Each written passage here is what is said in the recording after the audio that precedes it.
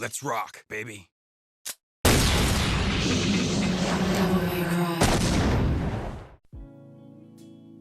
Devil May Cry. What was once a prototype for Resident Evil 4 evolved into its own type of game, where stylish sword and gunplay was born thanks to Deki Kamiya and Team Little Devils. While the original game still shared DNA with Resident Evil due to its level and puzzle design, it was its combat that truly set it apart. Seeming limited now, there wasn't really an action game that was all about player creativity, expression, and skill like Devil May Cry. It created a new genre of game that to this day, not much studios can compete with or pull off as well as Capcom or Platinum Games. With that being said, it's widely known that Devil May Cry 2 was an absolute departure of what fans wanted and expected up to that point.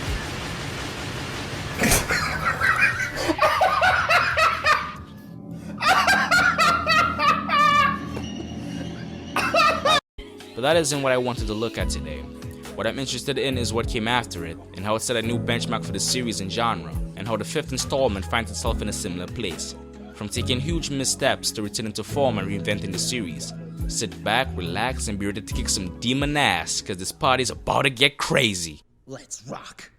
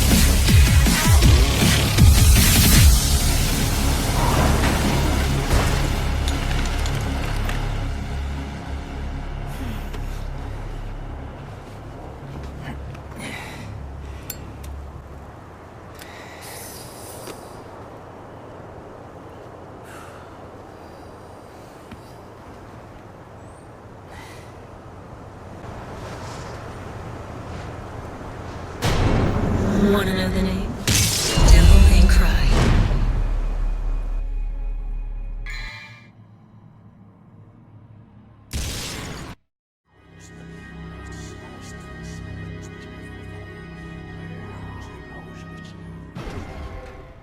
While known but not common knowledge, Devil May Cry 2 was initially being directed by someone else. Its development was anything but smooth, even when it was halfway done. Apparently in that time, the previous director left the project and Capcom needed someone else to fill the role and finish the game. This is when now prominent series director Hideaki Itsuno began directing the series. Even though him and the team did all they could, Devil May Cry 2 was not a good DMC game. Instead of taking feedback from DMC2 as a foundation to build upon for the third installment, Itsuno set out to start the series over and create an action game that he wanted to make. Devil May Cry. Only after 2 years of development, after the release of 2, DMC3 was released to the world in 2005, where fans of the first game and newcomers alike were introduced to a new breed of action game. In a 2015 interview, Itsuno stated that DMC3 was the most challenging game to direct, and it shows. Not only did he make a sequel to DMC2, he made a game that revolutionized the genre that the original created and set in the trend of what to expect from an action game moving forward, with its strengthening of the core gameplay of the originals while also adding completely new depth to it, thanks to the new style mechanic. Introducing the trickster style for extra movement and evasive techniques, gunslinger to get the most out of your firearms, swordmaster to deal more damage and get even more use out of your melee weapons, royal guard for additional defensive capabilities, quicksilver to slow down time, and doppelganger for new combo possibilities. Each style has their own distinct pros and cons to justify their use and are a great way for players to create their own playstyle. Originally, Dante was meant to be able to switch between styles on the fly just like in DMC 4 and 5. but due to limitations they were unable to do it. But thanks to that setback, the enemies and their encounters are designed in a way to be completed regardless of which style you're using. Sure, there's missions and bosses where one style would be more effective than another, but the game doesn't outright punish you for doing so. So the enemies turn out being fully designed around Dante's toolkit, unlike in DMC4, which results in a more consistent game in terms of difficulty and skill. It's no secret that DMC3 is a hard game. It relies on you to learn how to best deal with the challenges it presents to you and rewards you for it with style points, which are calculated in one lump sum at the end of missions, encouraging you to be at your most best and creative in combat encounters to get the highest score. Unlike the first and second game, DMC3 introduced a meter at the bottom of your current style rank to show you how close or far you are from raising or dropping a rank. The higher it goes, the quicker it drops, and vice versa. The inclusion of the meter encouraged you to style as much as you can compared to the first two games, where your rank drops almost immediately as soon as there's a bit of downtime in combat. Even though the game focused more on stylish combat, it still borrowed from its Resident Evil DNA, where progression is mostly handled by solving simple puzzles that sometimes require backtracking with combat sprinkled in. And that's how it handles its variety in gameplay. There's also light exploration to get extra stuff when you need a little break from demon slaying. But why would you need a break? To get into the stealth story, of course. Here we can see another way Itsuno and his team refined the series, by putting an even greater emphasis on its narrative, fleshing out its characters, and making every cutscene count, which in the end gave these larger-than-life characters an air of relatability and charm. You can get behind Dante starting as a cocky young punk, but by the end, embracing his father's legacy and doing all he can to stop his brother. You can also understand Virgil's blind quest for power. There's layers to these characters. None of them are as one note as people would want you to believe. That's thanks to writers Bingo Murahashi and Takayasu Yanagihara for creating and setting the main themes in the series, which are awakening and the power of humanity.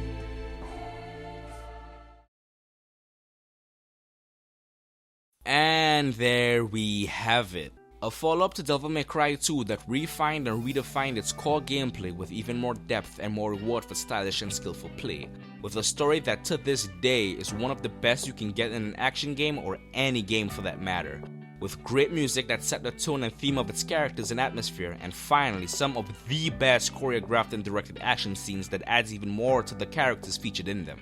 This is how Devil May Cry 3 was on the cutting edge of the character action genre and saved the series. It's been 14 years since DMC3 laid a new foundation for this series, and 11 years since DMC4 in its unfinished state came and put the series on a hiatus. Now with a reboot during that gap and a return to the original series with DMC5, it's finally time to take a deep dive into what Itsuno and his team learned in all that time, how Churi kept exceeding our expectations, and if DMC5 continued the pattern of redefining and refining.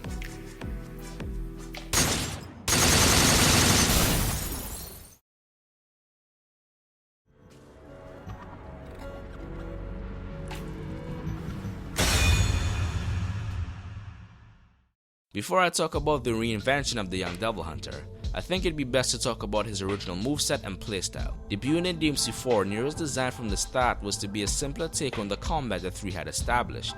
He had no access to styles, but key moves in his move list made up for that, by either giving him invulnerability, covering distances, pulling enemies toward him, pulling himself to enemies, or could slam them on the ground thanks to the Devilbringer, and having an easy to learn but hard to master mechanic with the Exceed and Max X system, where after any melee attack, if you press the Exceed button with the right timing, you level up the next attack and can keep exceeding after it, which encourages you to always be exceeding.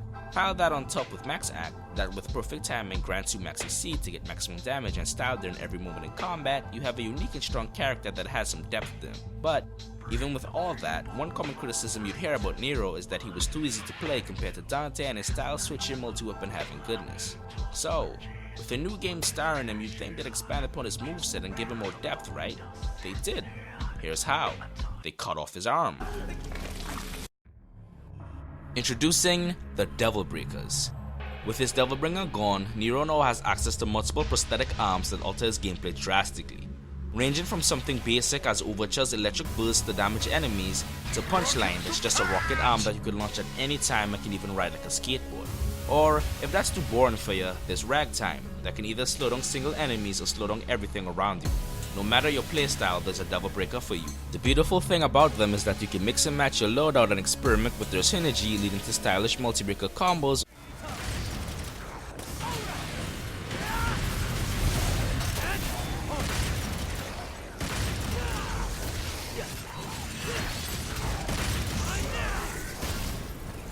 lead to planned out strategies to clear out a room or a specific enemy.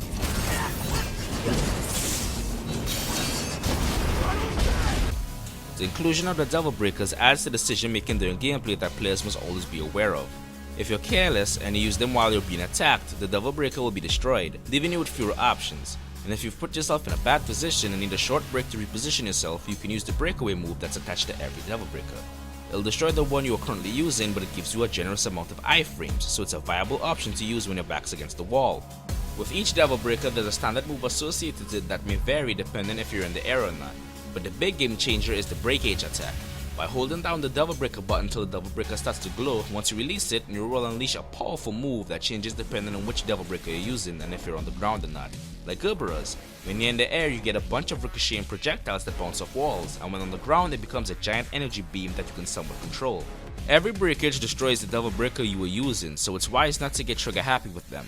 Thanks to the Devil Breakers, Nero has disposable styles that can be comboed with his standard moveset or with other Devil Breakers, adding layers of versatility and depth that he never had before, making him even easier to pick up but even harder to master compared to DMC4.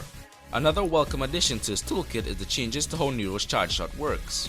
In DMC4, if you held the gun button, you could charge the next shot up to 3 levels with different effects.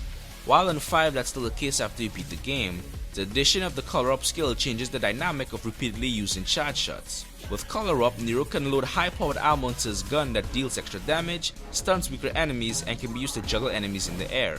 There's an extra layer of decision making where if you just want damage, you charge up the charge shot. Or if you prefer to set up into a combo or into a charge shot, using color up would be the better call. Nero's max attack and exceed mechanic return, and are a bit easier to do thanks to the dev team making the window for exceeds and max attacks longer, encouraging new players to keep trying to exceed till they master it. So in turn, that small change lowers the barrier to entry but keeps the skill ceiling high, making Nero, in my opinion, a perfect entry level character that can teach you the basics but also reward you for learning more advanced play. And that is how they reinvented the young Devil Hunter. Who brought the marshmallows? 'Cause I'm bringing the fire.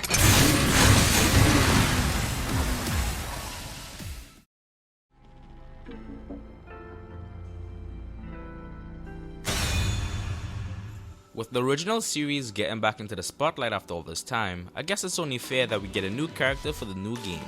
Here's where the aptly named V makes his debut. From the jump you can see that he's quite different than our white-haired protagonist, just from a visual standpoint, but his biggest difference lies in his gameplay.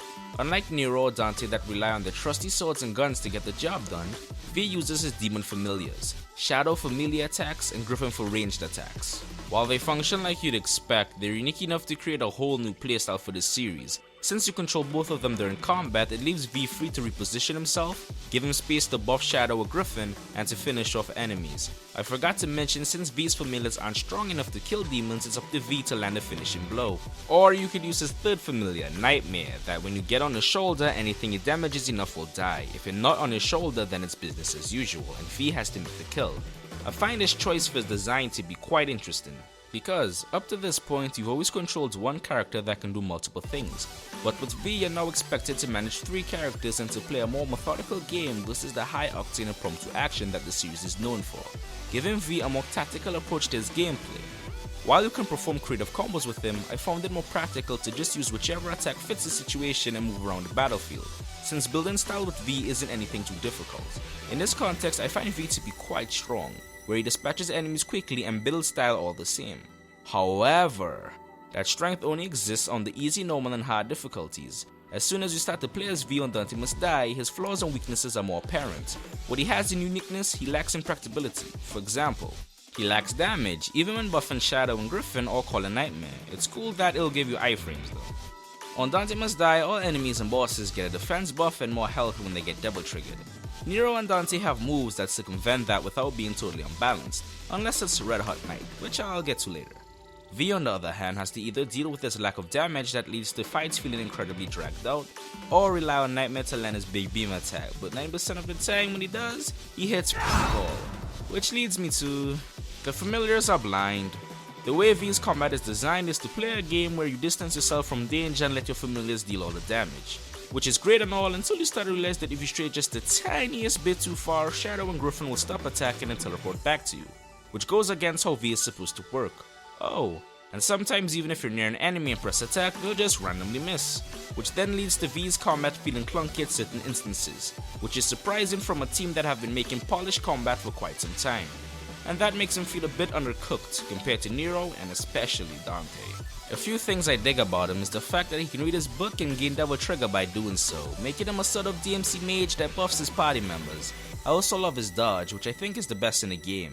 If you spam it, you're basically invincible and can still attack using Griffin or buffing Griffin so you can automatically attack. It's neat, and personally, I like how weird and pretentious he comes off sometimes. His dialogue, his taunts and interactions with other characters are pretty entertaining. He still talks smack to bosses but with a bit more flair and gravitas, making him stand out as a new character. Not in this lifetime. As the air to a bird, or the sea to a fish, so is contempt to the contemptible. Honestly, I thought I'd have much more to talk about with V, but sadly that's not the case. He might not be as strong or fleshed out as Dante and Nero in the gameplay department, but he's a welcome addition to combat styles that can be done in a Devil May Cry game. So it is written.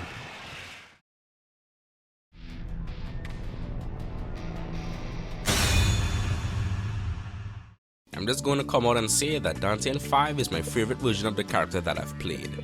They literally gave him everything he needed to be both familiar but also new.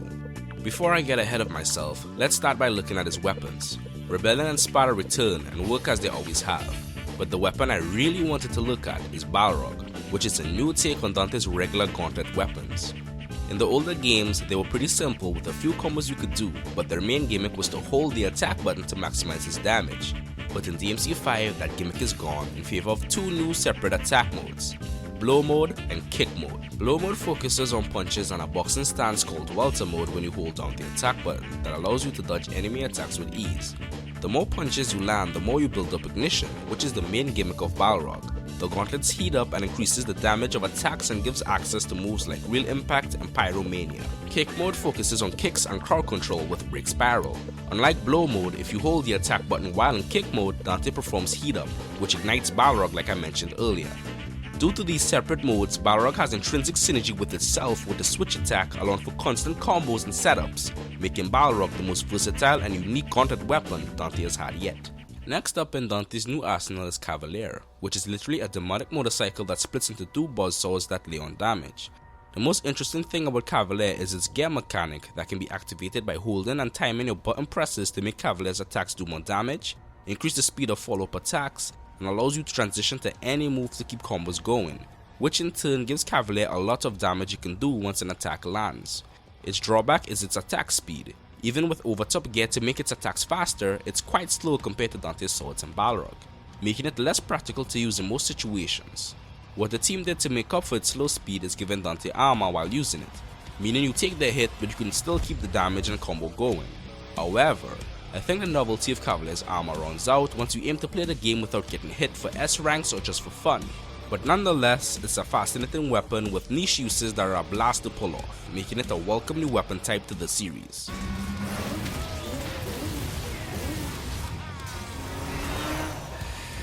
How's that for road rash? Now onto a fan favorite, good old Cerberus, or as it's called in 5, King Cerberus.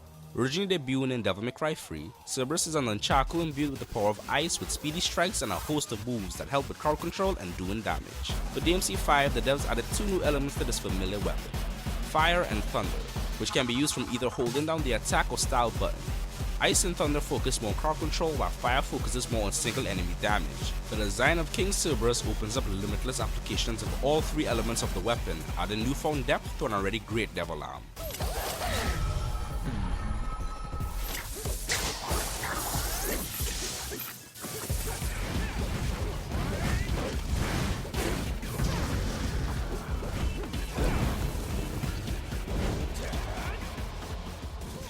Another weapon that stands out to me is Dr. Faust, or what I like to call it, the Faust Hat. The Faust Hat is the weaponized form of the Faust enemy from DMC4 and uses red orbs for most of its attacks. If you hold down the gun button, you'll get a high fire rate spray of red orbs that deal great damage. You can also throw the hat at an enemy to put it on their head and can get more orbs by hitting them, but you also lose more orbs if they hit you. The man in red move is also useful. Dante summons a bunch of red orbs around him that constantly deal damage and sets up for juggles. You can also just summon a Faust by pressing a style button and a gunslinger that tracks enemies and can allow you to shoot and attack at the same time, allowing for even more combos and enemy manipulation. Last but not least, there's Red Hot Knight. When I was first writing the script, I thought it was unbalanced, but with time I've come to realize I was wrong. While a fully charged Red Hot Knight does insane damage, it's balanced by how long it takes to perform, and by how much orbs it requires, and if you get hit while charging, you can kiss those orbs goodbye. Which reminds me of why I really like this weapon. Using Dr. Faust is similar to gambling. If you bet on yourself, you do the riskier moves and reap the most benefits. If you opt to use it in a safer way, you don't gain much. I also love how it keeps you using and gaining red orbs. Compared to older games, once you get all the moves and items, you have nothing else to use them on. Thanks to the Faust hat's design, that problem no longer exists, making it one of the most unique guns Dante has ever gotten.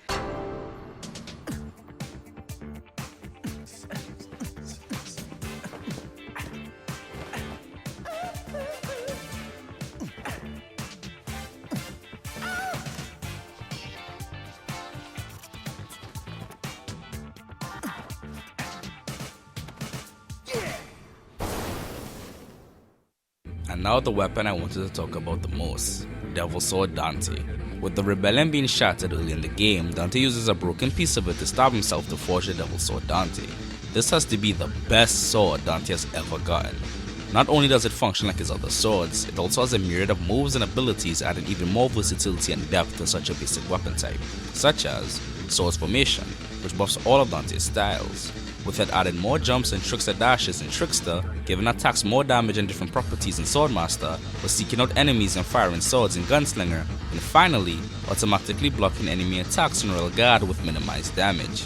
And it doesn't end there. Once you use Swords Formation, it adds more damage and different move properties to all of Dante's weapons, making it a true all-round of a Devil Arm. It also allows you to do air combos with the melee button instead of the style button, just like Nero, making Dante just that bit easier to grasp and then master. Let's talk about Devil Trigger. It's a mode that lets Dante transform, regain health, deal more damage, and gain access to new moves since DMC 1. But what was added to it in 5 really shakes up how it works, and that is Sin Devil Trigger, which is an even more powerful form of Devil Trigger that has its own moveset and moves that annihilate enemies. You gain Sin DT by dumping your regular DT into the Sin DT meter. When that's full, you hold down the Devil Trigger button to charge it and let go to transform, and when you do, Dante is fully invulnerable on its startup, making it a great option to use to save yourself. To me, I look at Sin Devil Trigger as an evolution of the Devil Trigger explosion that was in DMC 3. In that game, you'd sacrifice a DT for guaranteed damage and that was it, but in 5, Sin DT is a strong resource that you can always be adding to help get yourself out of sticky situations or to make certain fights easier. Pile that on top with a quadruple S move that allows Dante, once he has a triple S ranking, to go in and out of Sin DT without using the meter. You have even more combo possibilities and strategies that you can do, raising the skill ceiling even higher. With new weapons that are simple to use but hard to master and are given depth and versatility with a single button press. With the continued fleshing out of all his styles and buffs thanks to Devil Sword Dante, and having such a great toolset that allows for infinite freedom, this is how the team made the strongest iteration of Dante and perfected the Son of Sparda. Time to finish this, Virgil. Once and for all.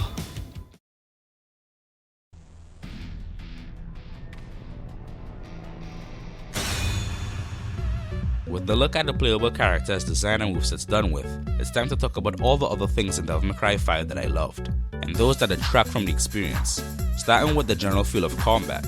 With DMC being an action series, it's really important to make every swing from your sword and every shot from your guns feel great to give the player feedback to what they're doing and give combat a feeling of satisfaction and catharsis. I'm happy to report that the team absolutely outdid themselves in this department. Every swing from your sword has a chunky song effect when it lands on an enemy. When it makes contact, you can see where your sword hits, really selling the strength that Nero and Dante are putting down with their weapons, and in turn, making hitting demons that much more satisfying. The sound design for basic guns are amazing, with every color up and charged shot raining through your ears as you let them fly into some demons, telling you the Blue Rose is one powerful gun.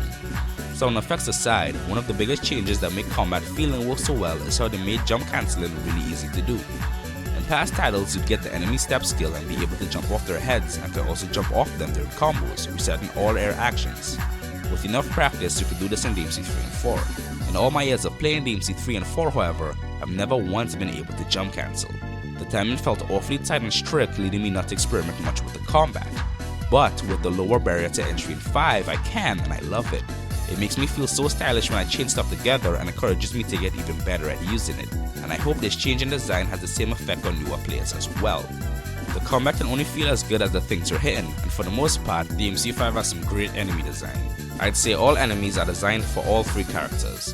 While some have to go about encounters in different ways, they work really well and remove any of the frustration that I had playing Dante in DMC 4. The only enemy in 5 that I think should have been cut or redesigned is the Hell Judaica. This enemy is like a summoner with some ranged attacks with hyper armor, which makes it hard to stun it to kill it effectively. And if that wasn't enough, it has a teleport that it uses all the time, dragging out encounters even more. And what boggles my mind the most with this enemy is the fact that it has a pattern where it would teleport 9 times and is completely untouchable in that window, making it truly one of the least enjoyable enemies I've ever had to deal with in any game. But what I enjoyed the most are the boss fights. All are pretty fun, with most being against huge demons that are all a great spectacle to see and to fight, with my favorite bosses ending up being Cavalier Angelo and Virgil. It always goes to show that fights against a boss with a similar kit to yours will most likely end up being the best. Just like how the inclusion of dynamic music that changes depending on your style rank is one of the best things I've ever seen. That alone from the jump motivated me to always be styling and playing the best I can to get that sweet smoking sexy style. And that's why it doesn't make sense that the entire style points calculation system in 5 doesn't fully reward that type of play. Gone is the system from 3 that gives you style in one lump sum. 5 throws that out for an average that's made from your first encounter and goes up and down from that average. This would have worked if there were enough encounters to supplement such a design and if the calculations weren't all over the place. There'd be times where I'd start with a high average, get triple S on my next one, and my average would be lowered, leading me and many others to find and use cheese strategies to ensure S ranks. The system as it is quite counterintuitive. If we ever end up getting a special edition, I hope they tweak this. After all this time playing 5, the Hell Judaica and the style calculation system are still my biggest gripes with the game. But despite that, it doesn't take away from the polish and fun of the game to me.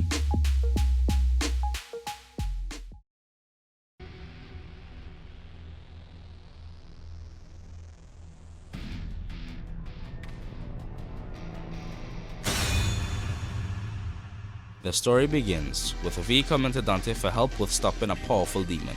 Dante arrives with Lady and Trish and press on to fight the demon. Meanwhile, Nero arrives with his arm missing with a score to settle. Nero walks in and tries to take him on, ending in defeat, while Dante makes a last stand and tells Nero and V to get out, calls him deadweight, and V reveals to Nero the name of the demon that they were fighting and the one that took his arm, being Urizen. V and Nero leave the Clyfoth to regroup and find another way to take Urizen down. A month later, Nero and V regroup with the plan of eliminating Clyfoth roots to weaken Urizen's power. During that, Nero fights a demon named Artemis with Lady hidden inside of it. With more roots being cut, Nero makes his way back to Urizen for a rematch. During this time, V gets hold of the Devil Sword Sparda and finds Dante, then uses it to wake him up. V tells him what happened in the time he was sleeping. Dante then charges on to fight Urizen, running into Cavalier Angelo, cuts him down to reveal that Trish was inside him, leaves V to look after her, and continues to Urizen. Later, V reveals to Trish of his creation and that he's a human side of Dante's brother Virgil, with Urizen being the demon side. Virgil rejected his human side in his never-ending quest for power by separating those halves with the Yamato. I love how Virgil turns away from his family portrait in this scene, showcasing even further how he no longer cares about that side of his existence. After that, Dante comes across his family home with the Broken Rebellion and stabs himself with it to awaken to a new form of Devil Trigger. He did this while facing the family portrait, showing how he embraces both human and demonic sides of him and flies away to finally meet Urizen. During this time, Nero loses to an even more powerful Urizen and Dante comes in to save him. The two fight, ending in a standstill and a Clyfoth growing to its full capacity. Urizen disappears to the lowest part of the Clyfoth, leaving Dante, Nero and V to go do the same. With V getting progressively weaker, Nero steps in to save him from a powerful demon and asks Nero to carry him to see Urizen. Dante meets and defeats the demon guy in the lowest section of the Clyfoth and breaks his way down. He meets Urizen one last time. During this, V tells Nero that there is no demon named Urizen, that it was Virgil all along. The two fight once more with Dante beating him. Nero and V arrive with V merging the demonic and human side of Virgil once again, creating the return of the Alpha and the Omega, the true form of Virgil. Dante tries to fight him but is immediately shut down by him. After Virgil leaves to go to the top of the Clifoth, Dante and Nero get into an argument which ends in Dante telling him that Virgil is his father and that he's going to finish what he started. Dante arrives to the top and the sons of Sparda clash once more, hoping to put an end to this rivalry and clash of ideals. During the fight, Nero finds a payphone and calls his girlfriend, Kyrie, for direction and understanding of his feelings, which personally I love. With so much going on around him, Nero taking a second to get some clarity from someone he loves is really refreshing. And with his goals being set, Nero awakens to his demonic power and regrows his arm and spreads his wings to stop the two of them from fighting. The way how Nero comes in all calm and mature about ending the sibling rivalry was one of my favorite moments in the story. After this, Virgil says if he beats Nero, then by default he beats Dante too. Nero wins, and Dante and Virgil go to hell to seal the gate, cutting off the Clifoth, leaving Nero to watch over the human world. After a charming and heartwarming scene between Nero and his Devil Breaker creator and arms extraordinaire friend Nico, she gives him a new prototype Devil Breaker that works as a sleeve over his newly regrown arm. The portal to hell and the human world have been closed, leaving Dante and Virgil stuck there. A few weeks pass since then, and Lady and Trish talk about taking over the Devil May Cry office. Morrison comes to tell them they can't, since Dante gave him the deed. Morrison then tells them he has a job for them, opening possibilities for future games, or a certain DLC we've all been waiting for. We cut back to Dante and Virgil fighting in hell, showing that the rivalry will truly never be over. With that out of the way, I wanted to close this out by saying, thanks to all the innovations and quality of life changes they've added to the Devil May Cry formula, with so much attention to detail and love put into every facet of the world and the characters, from their performances, taunts and animations, with a story that basically continues and closes the rivalry of the Sons of Sparda with an extra family member thrown in, Itsuno and his team have not only made one hell of an action game, but one hell of an experience that I think any series veteran or complete newcomer can be invested in and love.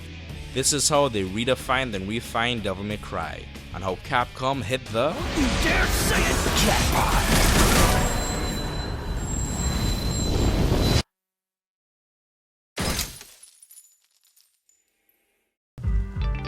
I'd like to thank you guys for watching this long overdue video.